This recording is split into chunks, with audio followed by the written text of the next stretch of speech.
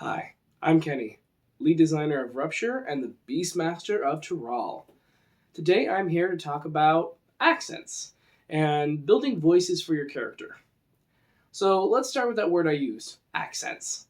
Everyone, well, not everyone, but a large amount of people tend to think of accents as something that everyone else has. You have your British accent, or your Indian accent, or the Russian accent, when really the accent is the particular sounds and vocalizations and the patterns of every individual in their speech.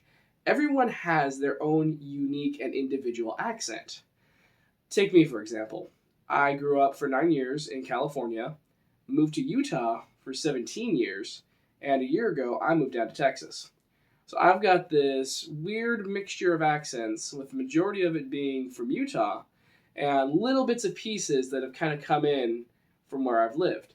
Now, my accent's affected by people I hang out with, the kinds of environment I'm in, the things I do. Like, I read lots of books, for example, and I get a larger vocabulary because of that. So, accents are not this super rigid thing. Like, if you have a character and you're doing a British accent for them, you'll probably hear, oh, that's not a proper British accent. I actually was doing a character one time that had this sort of Cockney accent to him. Like, he was an adventurer character. He kind of spoke like this. He was a very fun character. He'd adventure around. Was always messing with things. And I ran into someone's like, that's not proper Cockney. So I had to shoot back on them. I'll see, I've traveled around so much. I've got all kinds of different accents mixed together. This is just my voice, mate. So that kind of became my rundown for if everyone was giving me crap for not having the proper accent. So remember, when you're building a voice or an accent, it's not so much about getting this perfect French accent, for example, and getting all the proper enunciations and all the proper pitches and whatever else goes into a proper and true French accent. You are not playing a historically accurate movie where you are supposed to be as spot on as possible. Though if you are playing a game like that, message me. It sounds like fun. I'd like to see it. Anyway, alright.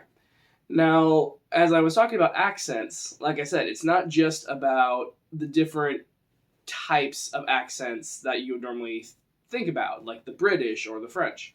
You can do a lot of things to create a voice for your character without falling into having to go for those standard accents. For example, if you pitch your voice up or down, you can actually start to create character voices. So without changing any way I'm speaking a lot lower. And you can already elicit a different character from this. If I were to throw back my shoulders and get to a fighting stance, you would have no problem imagining me as a brawler. Now I can also pitch my voice up a bit. And as my voice goes up, I'm starting to speak faster, actually. So you can kind of see a character that is a little bit more flighty, a little bit more fun. Now that was adjusting none of my accents or pieces. That was just voice up or voice down. And I spoke about speed there. That's something else you can use to affect. A character speaking really fast and they sound excitable, and if you manage to put a bunch of jargon about magical inputs and outputs and throughputs regents, you get this character that sounds like this overanalyzed, crazy scientist of a character. Or you can speak slowly, and depending on what you use in between, you could actually make them sound contemplative or dumb. So let's use that. Yeah, that was yesterday. Versus something like this. Ah, yes, I do believe that was yesterday, yeah. So you can see how minor changes or little different pieces that you sprinkle in can really create these different mannerisms and characters. I'm so used to doing it, I'm falling into them by accident, just as I change one thing or another as I start to mentally build a character in my head. So that is one thing to consider. What is your character? What is their history? Where have they been? What are their experiences? Would they be someone who talks fast, or would they be someone who talks slow? Are they talking slow because they're contemplative? Are they talking fast because they're excitable? These are all factors to put into building a character and building a voice. Now, there's some other tricks you can use, again, without ever falling into those standard accents. So you can kind of, from your throat, you can put a bit of gravel in. That tends to be a bit easier for men, of course, but you got a kind of grindy noise that's coming from your throat. And your voice will kind of pitch down as you do it, as you kind of have to push that really gravelly voice. Usually the gravelly voice of the kind of movie stars, or the voice of a carpenter or someone working on tools. Old grizzled soldier, maybe. Ooh. Or you can pitch up and do things kind of with a nasally voice. So you can kind of do that, oh, really nasally.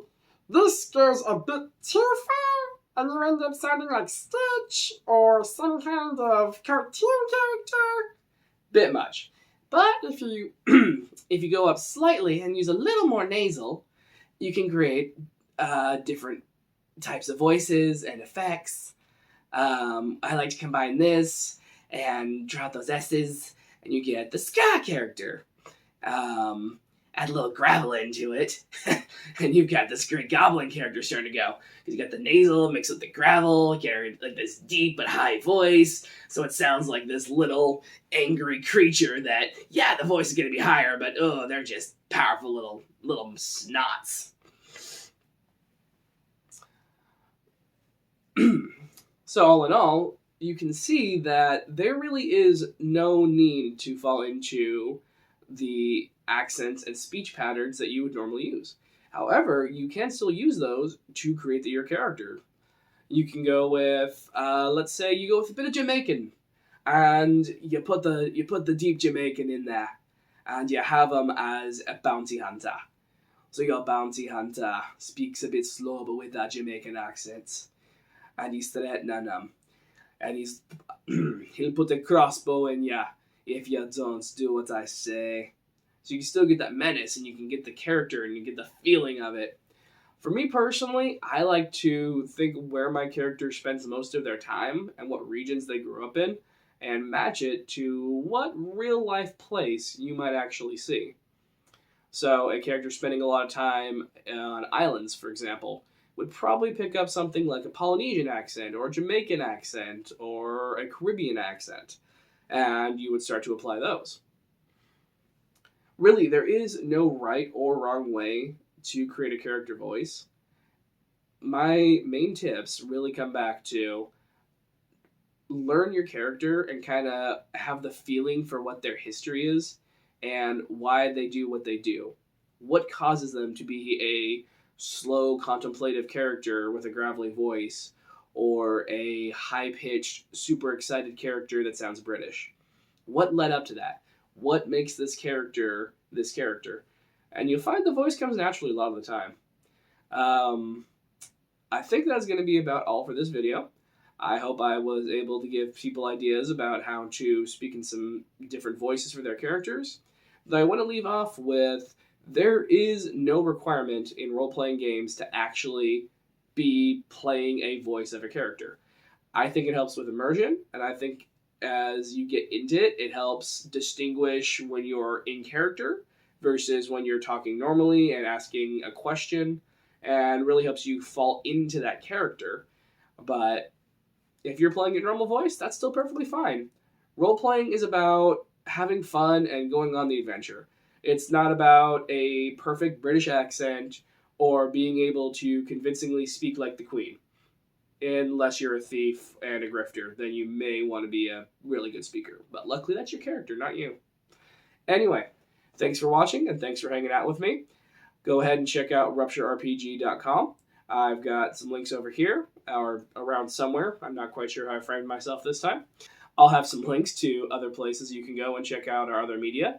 We're doing lots of stuff. We are getting our last set of playtesters coming in right now. So if you'd like to be involved in that, go sign up at rupturerpg.com. And if you just like news and to participate in the Kickstarter when it comes out, we have info for that too. Thanks for joining, and I hope this helped out.